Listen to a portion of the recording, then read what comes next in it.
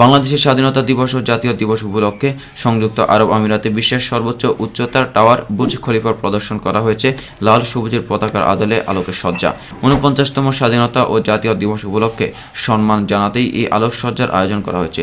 মঙ্গলবার রাত ৯টা ৪০ এই আলোকসজ্জা প্রদর্শন করা হয়।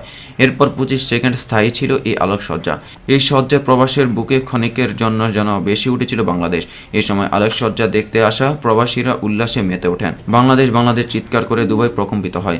গেল বছর একই সময়ে এই প্রদর্শনী দেওয়া হয়েছিল। স্বাধীনতা দিবসের জাতীয় পতাকার রঙে টাওয়ারটি সজ্জিত করায় দুবাই সরকারকে ধন্যবাদ ও কৃতজ্ঞতা জানিয়েছেন প্রবাসীরা। পাশাপাশি এই উদ্যোগের পেছনে ব্যক্তিদেরও ধন্যবাদ জানিয়েছে প্রবাসীরা। সংযুক্ত আরব আমিরাতের দুবাই কনসুলেট, সংযুক্ত আরব আমিরাতের বাংলাদেশি কমিউনিটি ও স্থানীয় রাজনৈতিক ব্যক্তিরাও এই উদ্যোগকে স্বাগত জানিয়েছেন। সংযুক্ত আরব আমিরাতের প্রেসিডেন্ট খলিফা বিন জায়েদ আল নাহিয়ানের নামে নামকরণ করা ১৬৯ তলা বিশিষ্ট এই ভবনটি ২,৭১৬ ফুট উচ্চ। এই ভবনটি তৈরিতে কাজ করেছে বহু বাংলাদেশি। এই উপলক্ষে প্রবাসী শ্রমিকরাও বাংলাদেশের স্বাধীনতা দিবসকে শ্রদ্ধা ভরে স্মরণ করেন। তাদের অনেকেই প্রবাসী স্বাধীনতা দিবসের এই স্বীকৃতি দেখে আনন্দে অবহিত হন। এদিকে বাঙালি জাতিকে অভিনন্দন জানিয়ে বাংলাদেশের স্বাধীনতা দিবসকে বাংলাদেশ ডে হিসেবে স্বীকৃতি দিয়েছেন মার্কিন যুক্তরাষ্ট্রের রাজধানী শহর ওয়াশিংটন ডিসির মেয়র মুরিয়েল বাউজার।